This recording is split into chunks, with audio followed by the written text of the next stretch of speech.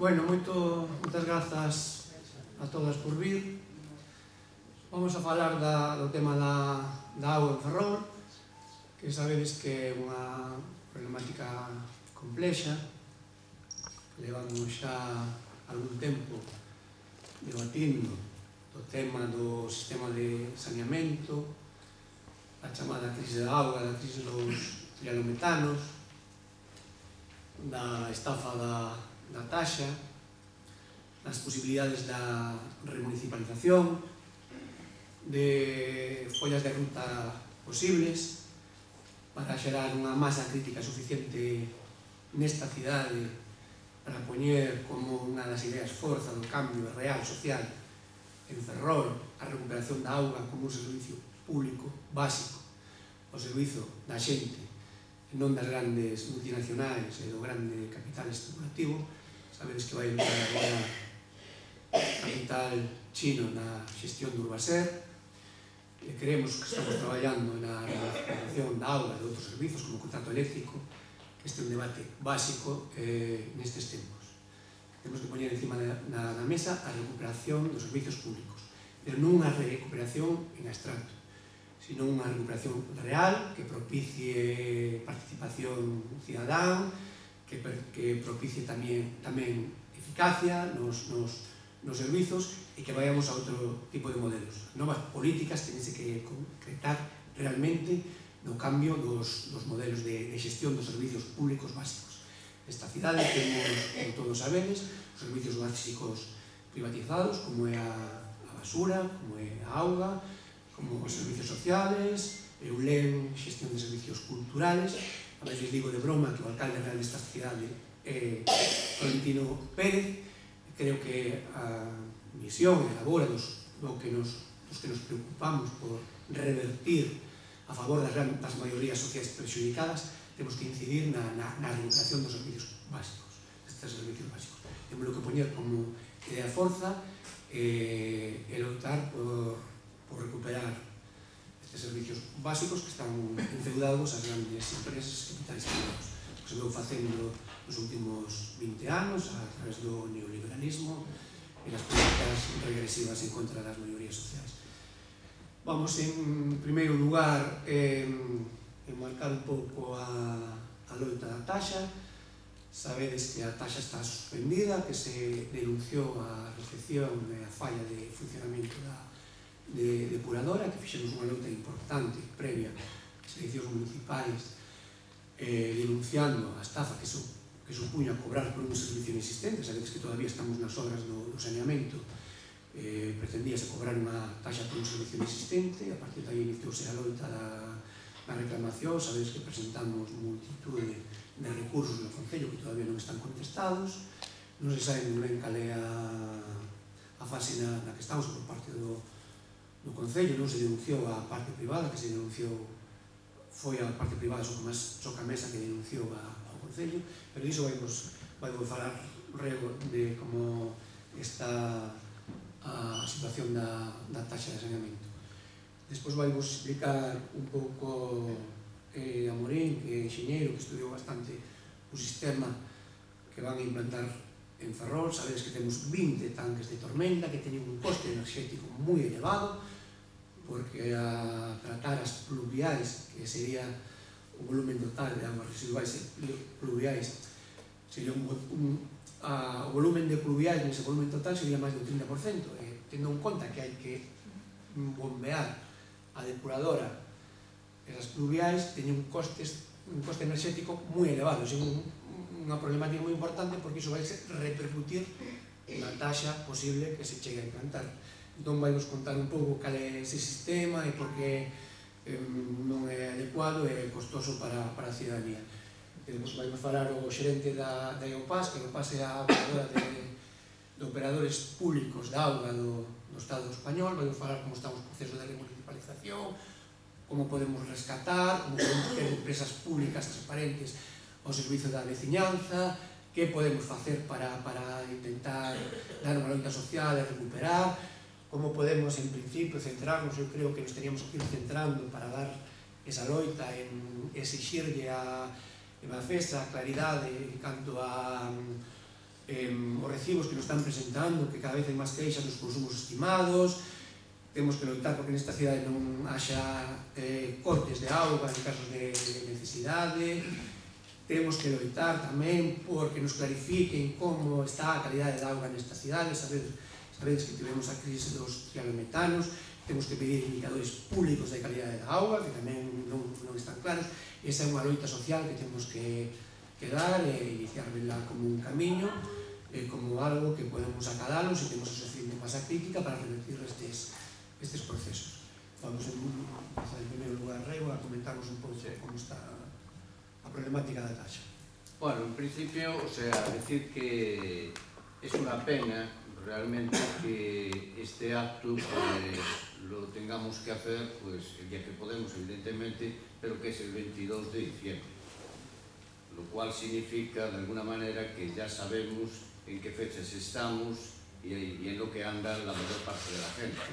Porque normalmente aquí en el barrio de Caranza, siempre que se habló de la tasa simplemente de saneamiento, no de todo lo que se va a hablar hoy, que es bastante mucho más completo, pues este salón de actos estaba prácticamente lleno siempre. Es decir, que aquí siempre ha habido un interés y eso se ha demostrado precisamente con el tema de la tasa de saneamiento, donde aquí en este barrio sí ha habido una respuesta inicial que después se extendió por toda la ciudad y que nos llevó pues a aquella famosa concentración en la Plaza de Armas, donde realmente nosotros llevábamos allí 200 o 300 alegaciones pensando que era la gente que iba a ir a esa movida y nos encontramos con que allí había 1.500 personas por lo menos y todo el mundo quería presentar alegaciones en contra de la tasa. La tasa pues se vio muy claro desde el principio que era una estafa. ¿Por qué? Pues sencillamente porque nos pasaron al cobro unas cantidades por un servicio que no se estaba prestando. Evidentemente, es decir, eso lo entendía cualquiera. Lo que faltaba, pues, fue un poco como iniciamos aquí, alguna gente que cogimos una megafonía, unas mesas, y nos pusimos ahí en el mercado, en la parte central de este barrio, como quien dice, explicando perfectamente lo que se estaba haciendo, y la gente a centenares firmó alegaciones, después firmó recursos, firmó todo lo que hiciera falta. Y es más, se dieron instrucciones a los bancos, y aquí, concretamente en este barrio, me consta que hay cientos y cientos de personas que no han pagado la tasa de saneamiento. Situación actual, que era de lo que se trataba. Bueno, pues la situación actual de la tasa es que está suspendida por el Pleno. Pero no está derogada, evidentemente, ¿no? Esta suspensión, al final, genera dos situaciones que para mí debían de ir parejas a este tema, a esta decisión. Una, devolución del dinero a las personas que lo pagaron. Eso no se ha dado. Ya sabemos que seguramente el dinero, lo que es el efectivo, eso no se va a ingresar ni se le va a dar. Si una vez que entra en caja, de ahí ya no va a salir. Pero evidentemente hay alternativas de devolución mediante descuentos en los siguientes recibos del agua, etcétera, etcétera, etcétera. Pero es una decisión que de momento el gobierno municipal no ha tomado y ya ha pasado bastante tiempo, ¿no? La otra, bueno, pues aunque nosotros ya considerábamos la propia tasa efectivamente como una estafa por cobrarnos por un servicio que no se prestaba, realmente en el ayuntamiento, cuando se realiza la visita a la estación depuradora y se ve lo que realmente hay allí y que allí no se depura absolutamente nada y se hace una rueda de prensa al día siguiente donde estuvimos bastante gente y ante todos los medios de comunicación con un vídeo y acompañado de las debidas explicaciones se dice cuál es la situación, porque a partir de ahí es donde realmente ya hay una posición más clara de que hay que suspender efectivamente esa tasa. Sin embargo, no se va a la Fiscalía. Y el haber ido a la Fiscalía, pues a lo mejor eso podía haber abierto un camino Y a lo mejor hoy incluso podríamos estar hablando, igual que hablamos de la municipalización del contrato eléctrico, o sea, del tema del eléctrico, pues podríamos a lo mejor estar hablando también de la municipalización del agua. Porque a lo mejor la empresa, la parte privada que ha hecho esto, que por cierto lo que ha cobrado es casi 1 millón de euros en la estafa esta, pues a lo mejor ya no tendría que estar ahí. Habría posibilidades legales de hacer que a lo mejor tuviera que renunciar al servicio. Pero bueno, la situación en estos momentos es que es esa, es decir, la tasa se encuentra suspendida, no está derogada y evidentemente hay dos medidas que se tienen que decidir si se van a llevar adelante o no se van a llevar adelante. Porque si no se van a llevar adelante por parte del gobierno municipal, pues el resto de partidos de izquierda que conforman, o sea, la corporación municipal, evidentemente tendrán que tomar también sus medidas. Porque ir a la Fiscalía puede ir cualquier grupo municipal y exigir efectivamente la devolución de ese dinero cuando lo podemos hacer desde la plataforma, como lo vamos reivindicando ya desde hace bastante tiempo, ¿no? Entonces yo creo que no me voy a liar ya mucho más. Yo creo que esto además es bastante conocido por la mayor parte de la gente y yo lo que sí daría paso era al resto de los compañeros que tendrán seguramente que dar bastantes datos de los cuales a lo mejor no tenemos conocimiento de eso. Bueno, despois creo que entre todos podemos ir precisando alguna pregunta, alguna cosa, aclarando alguna dúbida ou suxestión. Vai a falarvos a Morín, que foi o enxeñero que empezamos a participar con ele no estudo do modelo, non? Son unha cousa así. Porque aquí, cando é unha cidade que levamos moitos anos demandando un saneamento que é moi necesario, non podemos seguir tendo a ría, non? Entonces, cando se falaba do saneamento, falábase do saneamento en abstracto. Pois sí, todos reivindicábamos o saneamento, que era moi necesario, que levamos máis de 30 anos demandando algo moi imprescindible. En principio, naide nesta cidade, nin os sectores ecologistas, grupos políticos, asociacións, se cuestionaban que tipo de saneamento. Cando empezamos a debatir co tema das ubicacións dos tanques de tormenta, sabedes que empezou co debate na Ranita, porque nos poñen aquí un tanque de tormenta, despois surxeu Pablo Iglesias, empezamos a estudar que saneamento nos poñen aquí, por que tantos tanques de tormentas, que costes, que tipo de saneamento, que vertidos iba a provocar. Entón empezamos a ir a debatir, entón aí fomos poniendo en contacto con técnicos, con xente, e fomos aprendendo. E onde empezou a colaborar o compañeiro Amorín, e fomos aprendendo, estudando, coa súa xenerosa aportación, foi-nos enseñando e foi-nos unha persona moi válida e moi importante para avanzar neste proceso de coñecemento do sistema que se iba a implantar en Ferrol. Por iso, desde aquí, quero te agradecer o teu grande traballo no tema este do saneamento en Ferrol. Para empezar, teño que dicir que son de barcos, non son de caminos, canales. Non soy tampouco de arquitectura, simplemente conozco lo que é la tecnología del tubo, el tanque, las bombas y todo esto. Esa parte casi se puede cubrir perfectamente sin mayor esfuerzo, pero hay una parte de normativa que sí tuvimos que hacer un gran esfuerzo en comprenderla, en entenderla, ¿no? Fuimos varios los que nos dedicamos un poquito a saber qué era lo que realmente tenía que cumplir este sistema de acuerdo con la normativa actual. Fuimos a la Escuela de Caminos a una reunión GEAMA, que es un grupo de trabajo para saneamiento. Sí, entre una cosa y otra fuimos haciendo un esbozo de lo que realmente nos venía encima y lo que podría dar este sistema, ¿no? Justo cuando leemos que la normativa europea está intentando que los países miembros vayan a utilizar, sustituir este sistema por otros más medioambientalmente válidos, ¿no? ¿Qué pasa? Aprovechando la intervención última de Alexandre, el tema es que esto viene de lejos, en Ferrol, y se hizo por partes, y se hizo de acuerdo con probablemente la normativa que había en cada momento, ¿no? Sabéis que se hizo un túnel en la avenida de Esteiro, quedó ahí tirado, luego se hizo una estación de bombeo, se fue haciendo por partes y yo creo que al final lo que hubo que hacer es pegar un carpetazo y utilizar varios tanques de tormentas en vez de utilizar menos y un poquito, digamos, con más esfuerzo en las redes, ¿no? ¿En qué consiste este sistema? La red de saneamiento, lo que le conocemos como alcantarillado, no es una red única, son varias redes que tiene Ferrol. Está por zonas, de acuerdo con las cuencas, con las inclinaciones, con las laderas, donde están ubicadas las casas, pues ahí se conectan todas esas tuberías, todas tienen que tener una pequeña inclinación para que las aguas residuales fluyan y vayan siempre cuesta abajo hacia el punto de vertido. Este punto de vertido, como todos sabéis, está en la ría, está en el litoral.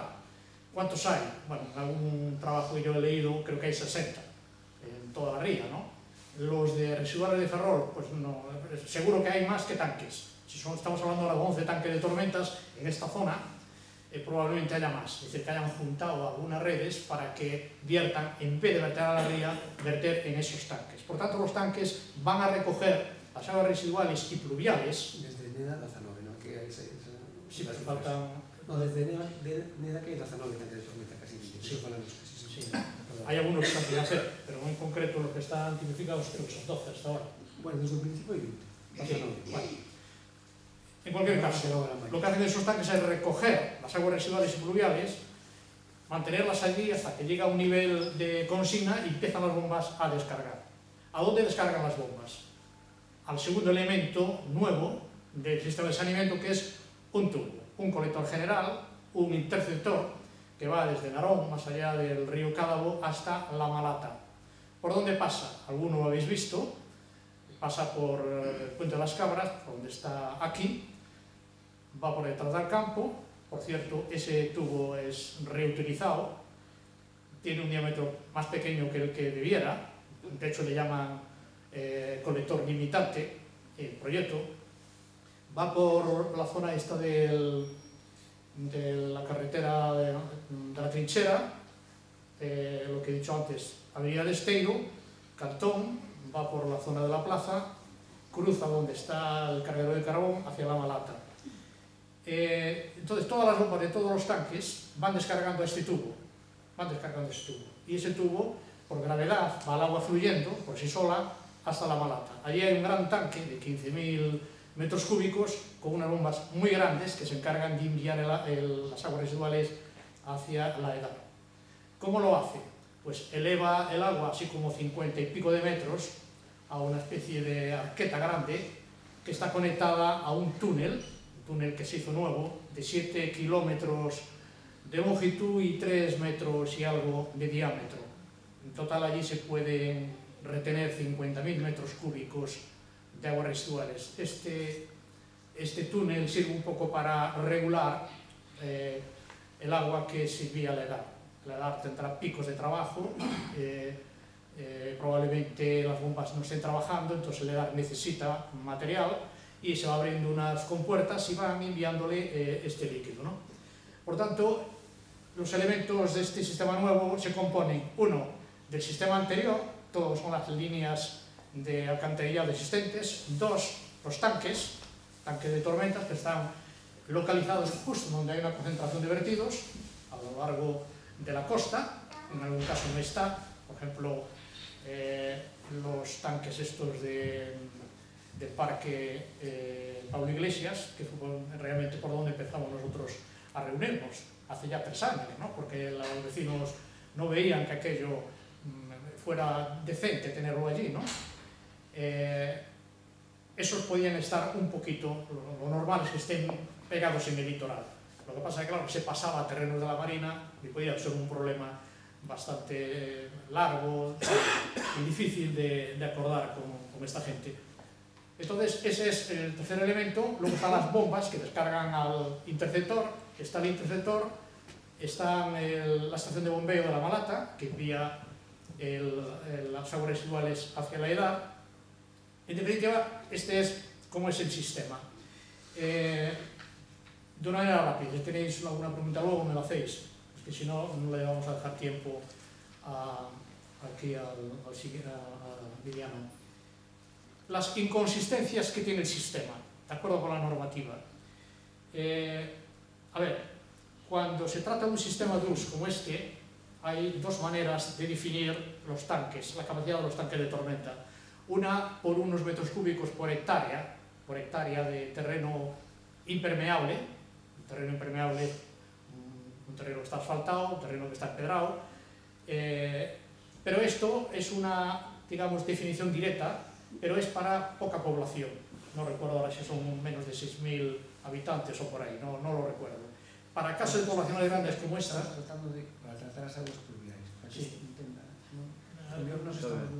No, no, pero eso viene ahora en las inconsistencias. Tranquilo, está ordenado.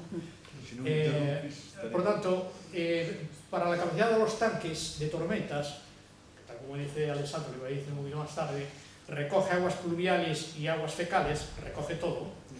Se hace con una definición en base a un estudio virtual por unos programas informáticos muy potentes que tratan de medir la futura dilución de, en concreto, la bacteria E. coli, es la única medición que hacen, no hace de otros productos químicos que pudieran ser también algo letales, ¿no? En función de unos vertidos. Vamos a considerar que yo hago un tanque pequeño y vierto mucho porque se llena rápido y no soy capaz de descargarlo. Entonces lo que sobra, el tanque, que tiene unos aliviaderos del mismo tamaño que el tubo de entrada, pues ese sobrante se me va al mar. Bien, como se me va mucho, estoy hablando como el programa, yo soy el programa, como se me va mucho, amplío el tanque, lo hago más grande, entonces me da más tiempo para enviar el agua del tanque al interceptor. Por tanto, vuelvo a medir la dilución, ¿cuánto es? Si veo que la dilución sigue siendo alta, aumento el tamaño de los tanques, los voy aumentando. Bien, ¿cómo se mide la dilución? Se mide en 39 puntos de la ría y se mide cuántos son los potenciales E. coli que vamos a tener con un mínimo, con una mínima capacidad de tanques. El número de unidades E. coli son 100 por cada 100 mililitros, por cada vaso de agua se cuentan cuántas son las bacterias que hay allí y dicen, vale. Entonces, lo que ha hecho el programa, lo que ha hecho esta gente del GEAMA de Coruña, lo que han hecho es 6 escenarios de tamaños de tanque. Entiendo que eso lo hicieron a última hora porque los 8 primeros tanques tienen la misma capacidad. Eso quiere decir que han utilizado un diseño que ya tenían avanzado y ya definido desde el punto de vista de ingeniería básica. Y todo lo que hicieron fue modificar la capacidad de los tanques que faltaban. Vale, el sistema vale y no vale, porque los tanques, si eran pequeños, estaban ya definidos, siguen siendo pequeños después. Por tanto, vale y no vale. Vamos a dejarlo ahí. ¿Y qué han hecho? Pues han cogido aquel escenario, aquella simulación que permitiera mantener un nivel máximo de bacterias E. coli. Cogieron el escenario 2. ¿Qué es el escenario 2? Pues es el segundo más pequeño. El más pequeño de todos es el 1, el segundo es el segundo más pequeño. Pero ¿qué han hecho? Hicieron ahí una media trampilla, porque no les daba mucho el tanque, es mi opinión, es una conjetura, porque cogieron las simulaciones, las 39, y vieron que la mitad o una gran parte de ellas no cumplían, pero otras sí. Entonces hicieron una media, y la media les daba por debajo de los 100. Dijeron, ya está. ¿Cuál es la cuestión? La cuestión es que las tablas que ellos manejaban en las conferencias, la simulación 2 tenía el doble de capacidad que la tabla que metieron en este proyecto. Solo esa columna, simulación 2. Le hemos hecho la pregunta. Sí. Hablaron de cambios que hubo a posteriori que les permitieron a ellos bajar la capacidad de los tanques. La respuesta a mí no me gustó, pero tampoco era plan de coger el programa, un programa que se llama Infowork, y poner ahí a discutir con ellos, porque no se trataba de eso. Éramos unos vecinos que íbamos allí a enterarnos del sistema y no íbamos a intentar enmendarles a ellos lo que habían hecho, ni mucho menos, ¿no? Pero bueno, la cuestión es que una vez definidos los tanques, hemos visto que para una tipología de lluvia los tanques rebosaban muy pronto. Para nada cumplía con la ITOG. ¿Qué es la ITOG? La normativa para esto. La ITOG dice que estos tanques no pueden verter más de 20 veces al año. O que retenga el 90% aproximadamente del agua de lluvia, que tengan esa capacidad, para el peor caso. Hemos hecho simulaciones y para nada, pero es que en el propio proyecto de ellos, es otra inconsistencia, citan a lo largo del proyecto, que es muy difícil de entender, muy extenso, son 2 CDs, no DVDs, que para abrir un plano pues lleva por 1 minuto o 2, es decir, fue una labor bastante pesada, ¿no? En ese sentido. Ellos en el propio proyecto ya están hablando de 350 vertidos, no de 20, que cita la EITO. Por tanto, esa es una inconsistencia. Otra es el tamaño de los tanques, que entendemos que es pequeño.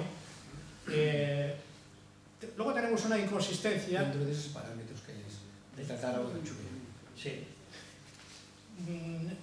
Hay una inconsistencia que es con el Peugeot actual que tiene Ferrol, desde el año 2000 y algo y poco, 2003 quizá, no recuerdo ahora mismo, sí recuerdo el artículo 178, dice que hay que ir a sistemas separativos, es decir, 2 conductos de alcantarillado en la calle, en donde conectamos los 2 tipos de bajantes de aguas que tenemos en casa, las aguas sucias, las aguas residuales, que llamamos negras y grises, y las aguas pluviales, las de los tejados, terrazas, calle, etc. Es decir, 2 sistemas. Por tanto, ahora mismo, con este nuevo, comillas, diseño de saneamiento, estamos incumpliendo un plan general de urbanismo. Es otra inconsistencia, además lo hipoteca para el futuro, porque si vemos que tenemos eso y va funcionando o no. Es decir, este es un tipo de actuación que no se puede un ayuntamiento de un día para otro ponérselo a arreglar en la calle, es imposible, eso tiene que ir vía presupuesto o como sea, pero poco a poco, año a año, ¿no? No se puede de repente, como se pretendió ahora, hacer un sistema de saneamiento de la ría con lo que hay y a prisas, ¿no? Porque hay un dinero ahí que alguien lo dejó. Hay inconsistencias en cuanto a volúmenes totales de tanques desde 150.000 metros cúbicos total, que lo dicen en el preámbulo del proyecto, para nada. Se habla más adelante de 62.000, lo cual estamos ya menos de la mitad. Ese cuadro que yo hablo, que fue tocado, habla de 35.000, cuando midiendo 1 a 1 y sumando da 25.000. Es decir, hay un montón de inconsistencias puntuales que no se entienden. Y luego hay una, que es la de los caudales. A ver, tenemos ahí una etapa que produce una cantidad de agua. Lo que sabemos es cuánto pagamos por contador, tanto Narón como Ferrol. Sumamos esa cantidad de agua y la etapa es 2 y hasta 3 veces esta cantidad. Es cierto que ellos tienen que tratar más agua porque hay pérdidas, porque no sé qué, no sé cuánto, pero estos son valores que era bueno saberlos, no reales, para poder hablar de tú a tú con la persona que está manejando esto, porque esos valores inciden en ciertos coeficientes que al final son costes, ¿no? Por ejemplo, la edad viene arrastrando lo de la etapa, claramente, son valores muy parecidos. Estamos hablando de 24 millones de metros cúbicos al año que casi coinciden unos y otros, ¿no? Pero sin embargo lo que estamos nosotros pagando son 10 millones, tanto Narón como Ferrol, por contador, lo cual ahí no sé quién se lleva el resto del agua. Pero bueno, son temas que están ahí anotados que para debate, para discutir, no lo pudimos hacer porque sí lo hemos hablado cuando nos presentamos la comisión al actual alcalde de Ferrol y al concejal, no sé, había 1 o 2 encargados de este tema. Le dejamos allí alguna pregunta, no sabemos nada, supongo que tendrá muchas cosas que hacer, pero en principio ese es un tema que era bueno hablarlo para que beber ese conocimiento y debatirlo, claro. Ahora, vamos a la última parte. Sí, vamos al tema económico. Bien. Este es un sistema complicado. En total son 60 y pico de bombas en todos los tanques.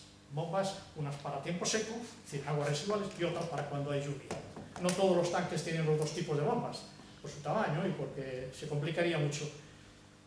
Que esas bombas se tienen que manejar con un sistema informático, un sistema de escala, que más o menos va a trabajar cuando los niveles tengan la altura especificada. Pero ¿qué le pasa al tanque? Por lo que hemos visto en el proyecto, el tanque tiene un sistema de limpieza de sólidos que flotan, pero no tiene los que van al fondo, los que decantan, los más pesados. Al menos no estaban en la información.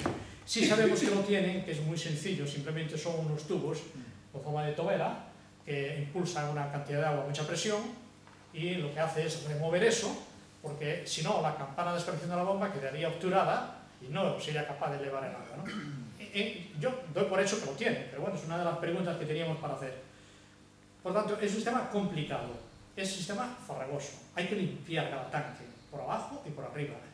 El tanque solo tiene un espacio, o sea, un tanque de tormentas, un espacio, una habitación, digamos, ¿no? No tiene dos, por lo cual sería más fácil poder hacer las dos misiones. Hay un sistema francés muy curioso que tiene un tanque grande para cuando llueve y un tanque pequeño para las residuales.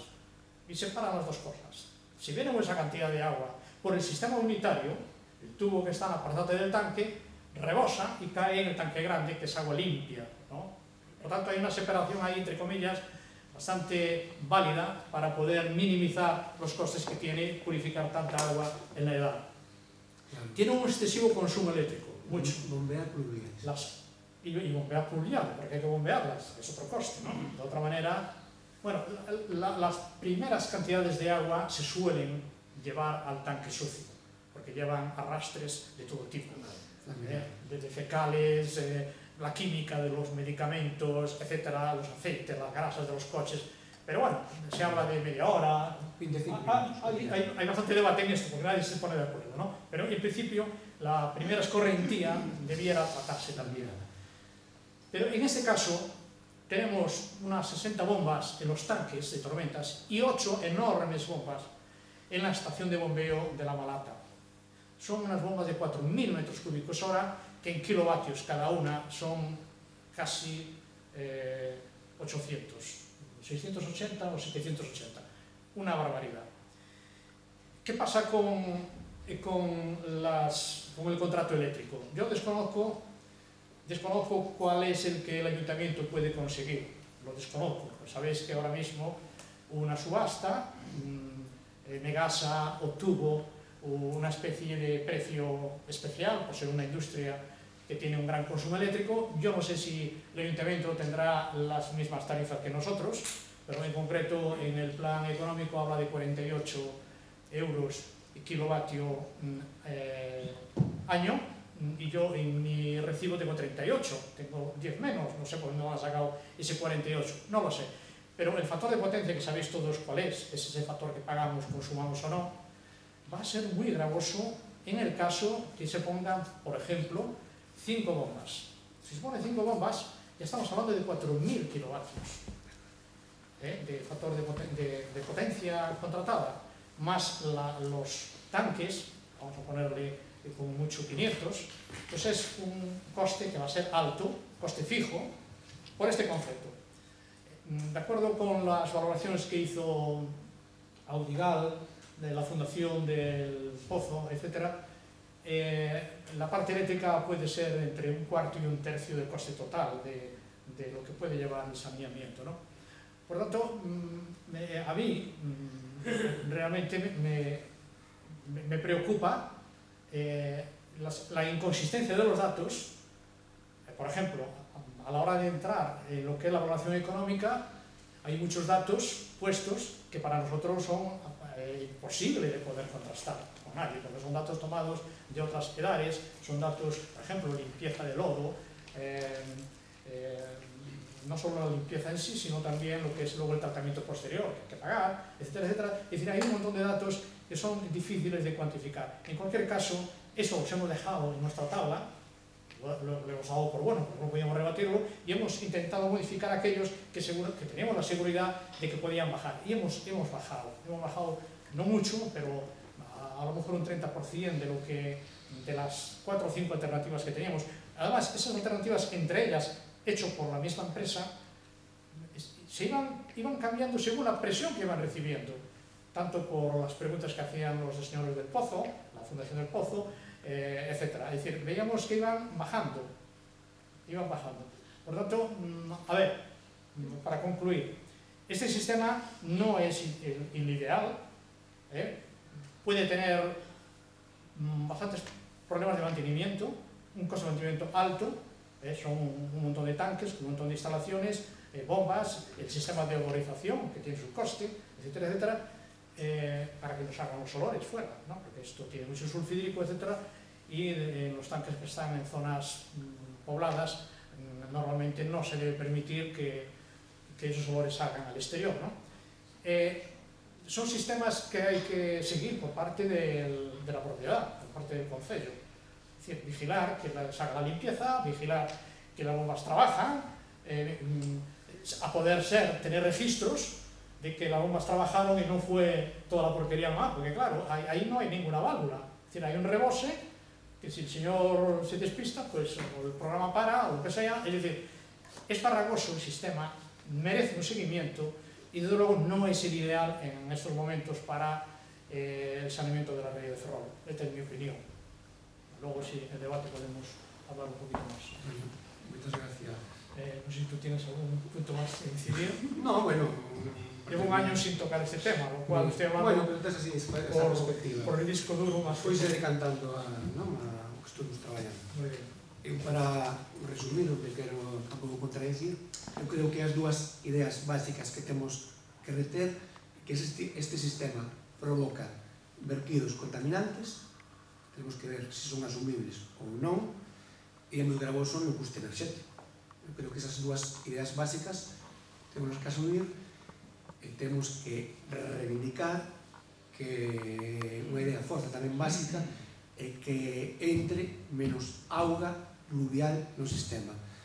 Este é un sistema, creo, diseñado desde o punto de vista macro destas infraestructuras que chaman grises dos enxeñeiros, non un sistema micro que provoque menos entrada de auga pluvial do sistema. Nós o que temos que conseguir é que haxa menos custe enerxético e que se provoque menos vertidos. Os vertidos provócanse fundamentalmente a esa mezcla de pluviais e residuais. Pois xa chegou o momento daqui do invitado estrela, que é o compañeiro Fabiano, que con Fabiano e con Jaime Morel contactamos a partir das xornadas que fixemos como aquel momento Comisión de Saneamento, que fixemos unhas xornadas sobre a xestión pública da auga, coñecimos a xente de OPAS, que son os operadores públicos da auga no Estado, nunhas xornadas feitas por Enxeñeiros Sen Fronteiras en Compostela, e a partir de aí iniciamos unha relación moi fructífera, iniciamos un camiño, aprendimos moito sobre a importancia da xestión pública da auga. O compañeiro, xa lle podo chamar que é o compañeiro, sempre está disposto a axudarnos, a vir aquí, nestes momentos tense desplazado desde Sevilla. Eu tamén lle quero aquí agradecer públicamente a súa contribución, porque sin a súa contribución tampouco estaríamos nestes momentos de intentar crear este movimento, esta masa crítica e no traballo que temos feito. Bueno, aperta por todo. Con licenza voy a falar en castellano. Bueno, lo sorprendente, o para mí lo más sorprendente, es, yo debo de estar agradecido por esta lección. Es decir, es la sociedad civil la que de alguna manera está exponiendo ante sus ciudadanos el estudio de un proyecto, haciendo arqueología de los datos, recomponiendo un puzzle e intentando ofrecer incluso soluciones, ¿no? Claro, esto te satisface por un lado porque ves que hay un empoderamiento importante por parte de la sociedad sobre temas complejos. Este es un tema complejo, es cierto, pero al mismo tiempo también te indigna que sean las administraciones las que diseñan los sistemas de las ciudades donde viven los ciudadanos sin no ya participación ciudadana, sino ni siquiera remitir un mínimo de explicaciones básicas o pedagógicas de qué va a suponer un sistema, cuáles van a ser sus ventajas, sus inconvenientes, sus precios, etcétera, etcétera, ¿no? Claro, al final nos encontramos en un proyecto altamente complejo, con muchas instituciones implicadas, con roles muy poco definidos, porque aparte de la obra, el problema que va a tener esta obra va a ser su gestión y quiénes son los verdaderos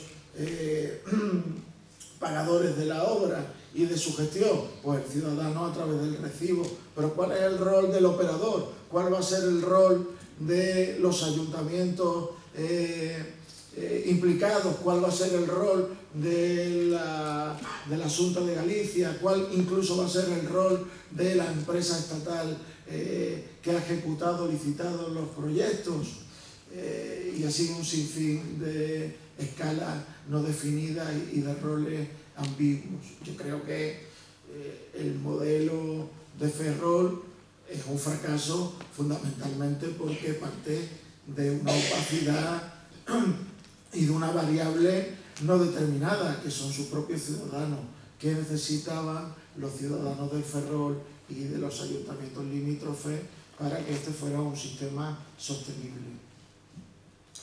En este sentido, yo sí que creo que sería interesante que la obra fuera motivo de una reflexión en el Parlamento gallego, si se puede, incluso de una comisión de investigadora para ver si está en la regla general de obras de saneamiento y depuración que se están dando en Galicia, y si es así, solicitar que se vuelva un modelo mucho más humanizado, ¿no?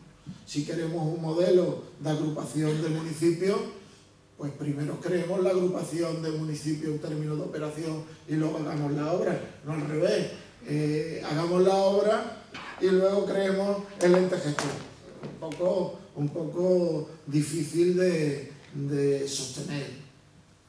Y yo creo que ahí arranca la explicación sobre la necesidad de la remunicipalización. Cuando en la literatura se habla de remunicipalización, básicamente estamos hablando del cambio de gestión. En la titularidad siempre es pública, pero la gestión, como sabéis, se externaliza, de vuelta a un ente municipal. Es una idea un tanto ambigua, ¿no? Porque yo creo que la remunicipalización tiene que implicar mucho más. La remunicipalización tiene que implicar un debate social en torno al modelo que queremos y una adecuación de lo que queremos a un ente que sea capaz de ejecutar. En este sentido, cualquier movimiento de remunicipalización parte una de dos: o de la caducidad de una concesión. Generalmente, para que os hagáis una idea, aquí se habla de una naturalización de la privatización, es decir, el sistema normal de gestión es el privado. Y así en el Estado encontramos que más del 50% está privatizado. Lo cierto y verdad es que los países, la mayoría de la escala mundial de las 400 grandes ciudades del mundo, solo el 10% está privatizado. Y cuando hablamos normalmente de los países centrales de la economía, llámese Alemania o llámese Países Bajos, pues los porcentajes de privatización son marginales. Alemania se privatizó en los años 90 Berlín y Hamburgo, y hoy en día están remunicipalizadas. En Países Bajos, por ejemplo, que como sabéis son países muy identificados con el comercio, con el mercado, la mentalidad liberal de estos países, al tratarse de un monopolio natural, es decir, donde no hay competencia, donde un operador por fuerza va a tener que gestionarnos todo el ciclo integral del agua, pues consideran que no se puede poner en manos privadas, y la Constitución de Países Bajos recoge la imposibilidad de la privatización de la gestión del recurso. El país pionero inicialmente en privatización es Francia, a través de sus dos grandes multinacionales, Veolia y Suez. A partir de los años 90, a través del escándalo de la ciudad de Grenoble, donde se descubrió algo muy parecido a lo que Galicia vive con el caso Pokémon, se creó la ley de transparencia y anticorrupción, que prohíbe 3 conceptos. Uno, que los cánones concesionales, es decir, el dinero que los ayuntamientos ingresan por privatizar el agua por 25 años, 30 años o incluso 40 años, pueda ser utilizado en cualquier cosa que no tenga nada que ver con el agua, porque eso da desinversión. Y además da laxitud en el control, porque tú pones un pliego lo más laxo posible, no buscando el buen servicio, sino que te paguen lo más posible. De hecho, es habitual que muchos concursos se queden vacíos y tengan que ser cambiados, no cambiando lo que vas a recaudar, sino cambiando las condiciones del control o las condiciones de la participación, etc.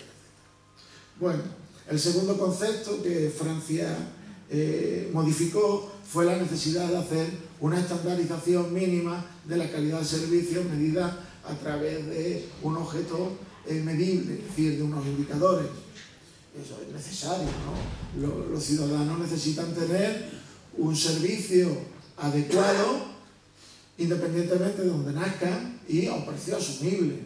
Y parece claro que eso solo se puede conseguir si se tienen esos indicadores que van midiendo la calidad del servicio.